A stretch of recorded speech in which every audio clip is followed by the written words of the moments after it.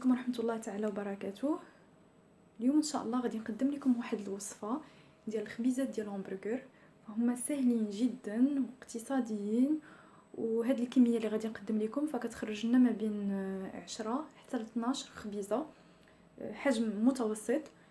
ف هاد المكونات كنعتقد ان كل سيده عندها في البيت، وان شاء الله غادي نحتاجو باش نصوبوا هاد الخبيزات: بيضه وحده، معلقه كبيره اونس ديال ملحه، معلقه ونص حتى هي كبيره ديال السنيده، معلقه ونص كبيره ديال الخميره ديال الخبز، جوج معالق كبار ديال الحليب بودره، ولا انا هنا استعملت ما عنديش الحليب، استعملت يوغورت طبيعي، 50 غرام ديال الزبده، تقدروا تعوضوها بنفس الكميه من الزيت، 250 مليلتر ديال الماء الدافئ، وشويه ديال الزنجلان للتزيين. وبطبيعه الحال من بعد ما غادي نوجدوا الخبيزات ديالنا ديال الهامبرغر، فغادي ندهنوهم بشويه ديال الماء، وغادي نحطوا فوقهم الزنجلان. غاديش نستعملوا نهائيا البيض باش نلصقوا الزنجلان. فنبداو التحضير على بركه الله. اول حاجه دونك كنديروا الفورس،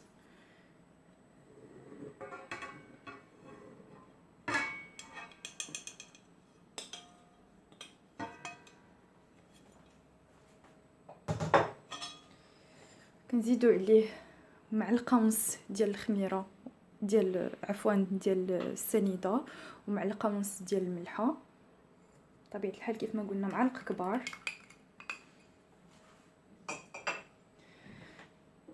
معلقه كبيره ونص ديال الخميره ديال الخبز،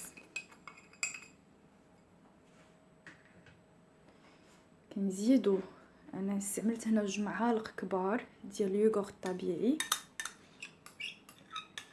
تقدروا تعوضوهم بحليب بودره. اللي ما عندهاش حليب بودره تقدر تستعمل الحليب العادي في بلاصه الماء. من بعد غادي نزيد بيضه،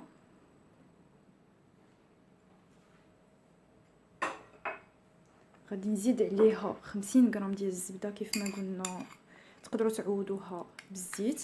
انا هاد الزبده سخنتها شويه حيت كانت عندي في الثلاجه، لان الزبده خصها تكون بحراره المطبخ.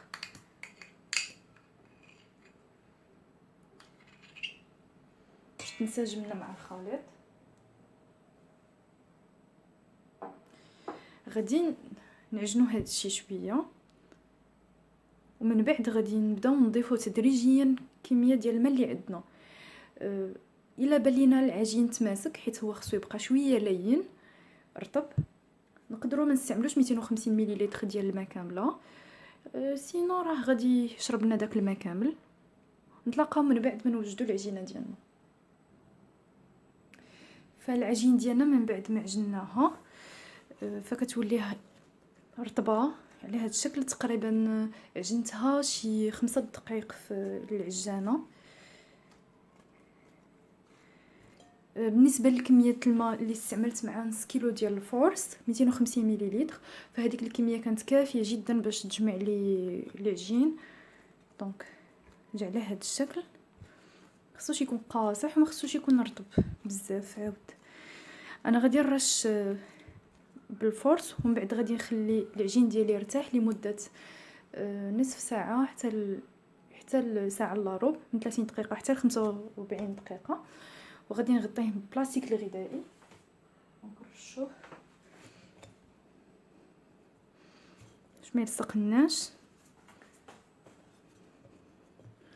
غادي نخليوه يرتاح مزيان.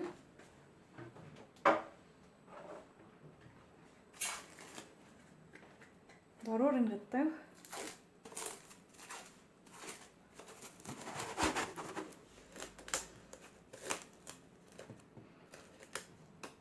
على الاقل يرتاح نصف ساعه.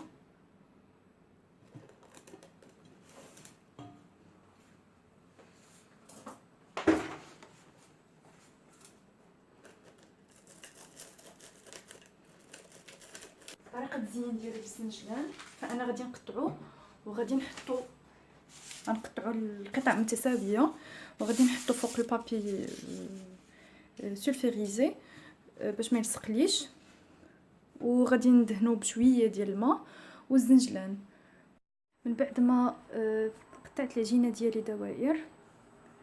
المهم الحجم ديال الخبيزات ديال البرجر كيبقى كل واحد والحجم اللي كيبغي. فانا ديك نص كيلو ديال الفورس اللي درت عطاني تقريبا هنايا 11 قطعه.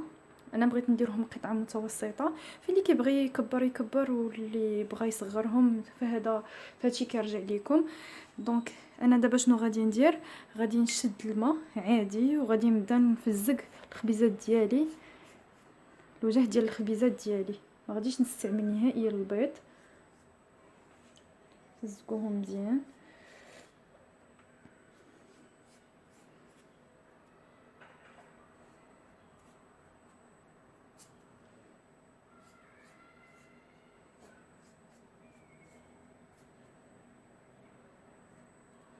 فلا بغيتو تستعملوا البيض تستعملوه.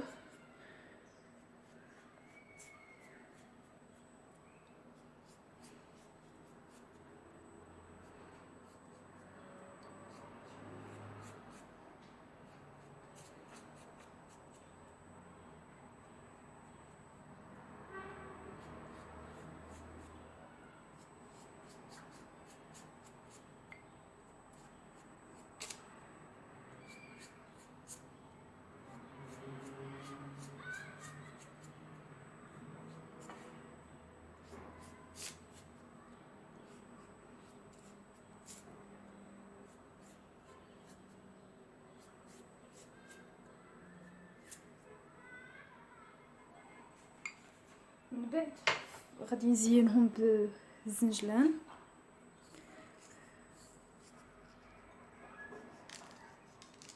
الزين كيبقى اختياري.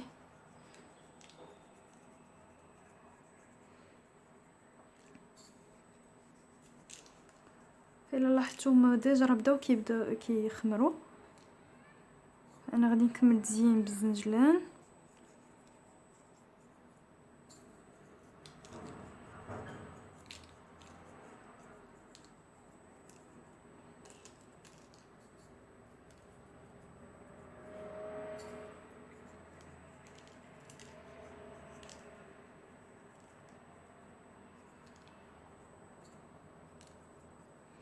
فغادي نخليهم يخمروا مزيان. غادي نسخن الفرن شويه وغادي نطفيه وغادي ندخلهم خصهم يخمروا مزيان. ومن بعد غادي نشارك معكم خبيزات ديال البرجر منين غادي يطيبوا ان شاء الله. بعد ما خمروا لنا لي برجر لي همبرجر باردون، دونك كنديروهم في الفران على درجه حراره ما بين 200 حتى 250 درجه. فمده الطهي ديالهم كتجاوز ربع ساعه، ما بين ربع ساعه وثلث ساعه. نتلاقاو من بعد ما يطيبوا ان شاء الله. اعزائي المشاهدين، هادو هما خبيزات البرجر من بعد ما خرجناهم من الفران، فكيجيو رائعين جدا. غنفتح وحده قدامكم باش تشوفوها كيف دايره من الوسط.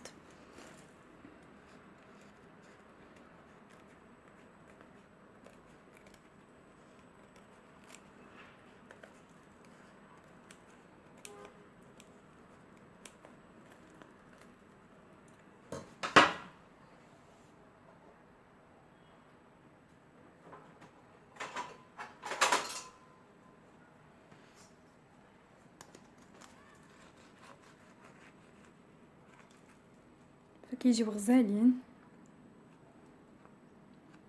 اقتصاديين.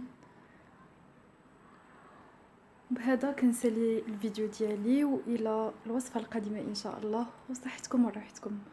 وكيف ما العاده الا جربتوا هذه الوصفه خليوا لي الراي ديالكم في التعاليق.